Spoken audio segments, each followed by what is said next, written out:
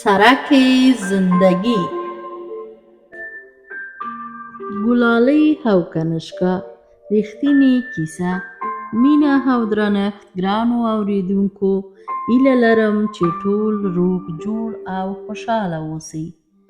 دغه کانال سبسکرایب کړئ، خپل ملګرو او دوستانو سره یې هم شریک کړئ.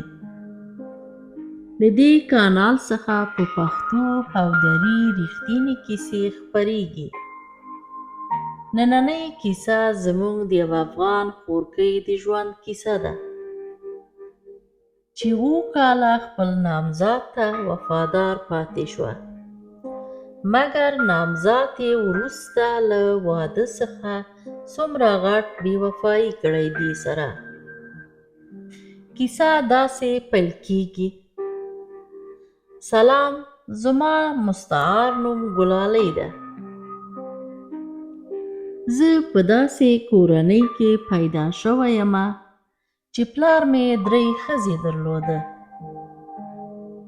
زما 12 وروڼه دي او 10 خویندې لرمه. پلار مې 110 کلن و، ډېر بوډا و، مګر په هماغه بوډایي کې هم خپل په خوښه کار کاوه. زامنو ته هېڅ صلاحیت نه ورکول، ټول کار به خپله کول. زه د ښکلا له نظره ښکلې یم. زما یوازینی عیب بېسوادي ده چې زه بېسواده یم. زما پلار خپل ټول لورانې مکتب کې نه دي شامل کړي. زما ټولې خویندې بېسوادې دي. کله چې زه پیغله شومه، زموږ یو همسایه وه چې شفیقه نومېده. ډېره ښه ښځه وه. هغه یو ورور درلوده چې تل خپل خور کره راتلل. هغه خپل خور شفیقې ته ویلی و چې ګلالۍ زما ډېره خوښه شوې ده. هغه راته جرګه کړه. شفیقه راغله زما مور ته او زما مور ته یې ویل ګلالۍ زما ورور ته راکړه.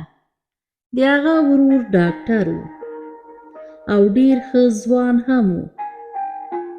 زما مور او وروڼه خویندې ټول رضایت درلوده چې ما د شفیقې ورور ته ورکړي، مګر یوازې زما پلار نه منل. کله چې زما مور ورته ویل، پلار مې ویل زه نه ورکوم. زما پلار یو عادت درلوده چې کله نه به ویل، هغه خپل خبره کې کلک به درېدل او تر آخر به یې ویل نه. په دې وخت کې ما پسې یو بل جرګه هم راغی چې هغوی په قوم ازبک وو. زما پلار هغوی لږ لږ پیژندل. زما پلار مور ته مې ویل ګلالۍ دغوی ته ورکوم. مور مې، وروڼه مې، خویندې مې زما پلار ته ویل مه کوه دغه کار، موږ پښتانه یو او هغوی ازبکان دي، خلک به څه وایي. مګر زما پلار ونه منل او زه یې ورکړمه. کله چې زه نامزاد شوم، زما شیرني خوري ونیوه. په شیرني خوري کې زه یې نکاح هم کړم. وروسته له شیرني خوري زما نامزاد مریض شو. مشکل عصبي یې پیدا کړل.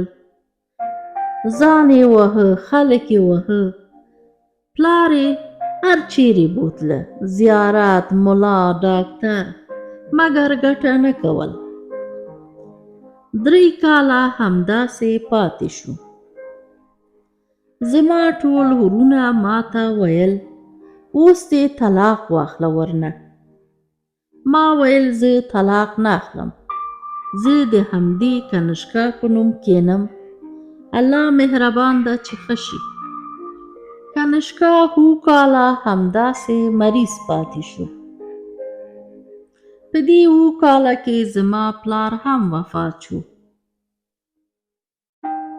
زما خسر ولیده چې افغانستان کې په ډېرو ډاکټرانو باندې وګرځېده مګر کنشکا ښه نه شو.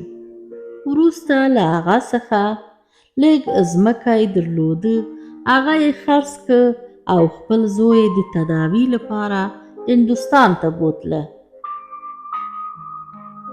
د هندوستان په تداوي کنشکا لږ ښه شو او ورځ په ورځ نورمال حالت ته ګرځېدل.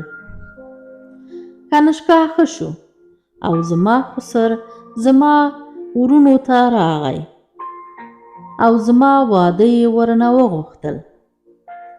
زما ورونه پلمې غوښتلې. د کنشکا پلار ته یې ویل مونږه 4 لکه نور ولور هم غواړو. زما خسر 4 لکه نور پیسې هم زما ورونو ته ورکړل او زما د واده تیاري ونیوه.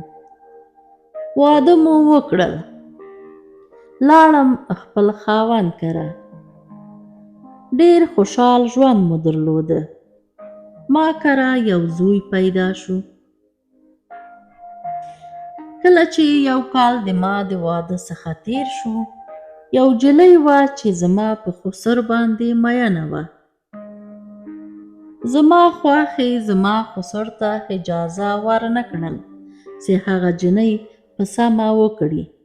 هغه جلۍ وتښتېده او زموږ کور ته راغله. کله چې هغه جلۍ د مونږ کره راغله، زموږ د کور څخه خوشحالي کډه وکړه. هره ورځ به زموږ کره جنګ و. زما خواښې ما سره جنګونه شروع کړل او ما ته به هره ورځ سپکې سپورې ویل. خپل زوی ته به شیطانیانې کول. زما په هکله بدې خبرې به کول. کنشکا عقل هم خدای تعالی ورنه واخیسته او ما ته یې ویل ګلالۍ زه تا ته طلاق درکوم. ما خپل خاوند ته ډېر وژړل او ورته مې ویل ګوره زه 7 کاله تا ته وفادار پاتې شوم. ته مریض وې. زه منتظر پاتې شوم چې ته ښه شې او تا سره واده وکړم. ما خپل د ورونو د کورنۍ ډېر پیغورونه او وهل مې وخوړل مګر تا ته وفادار پاتې شوم. اوس ته داسې کار را سره کوې. کنشکا د بل خبره نه منل، خپل د مور یې منل. حاضر شو ما ته طلاق راکړي. کله چې ما ته طلاق راکړل، زه خپل ورونو کره راغلمه. ورونه مې وریندارګانې مې ما ته پیغورونه کول او راته یې ویل تا څنګه دې باندې باور درلوده. مونږه تا ته ویل چې په نامزادۍ کې له دې څخه طلاق واخله. تا طلاق وانه خیستل او زموږ خبره دې ونه منل. ودې لیده چې څنګه ستا ژوند خراب سو. زه خپل د ورونو او د وریندارګانو د خبرو په مقابل کې هېڅ هم نه وایم ځکه زه ملامته یم. غلی پاتې کېږم. کله چې کنشکا ما ته طلاق راکړل، مشکل عصبي یې لږ زیات شو. مور یې ولیده چې د کنشکا مشکل ورځ په ورځ زیاتېږي.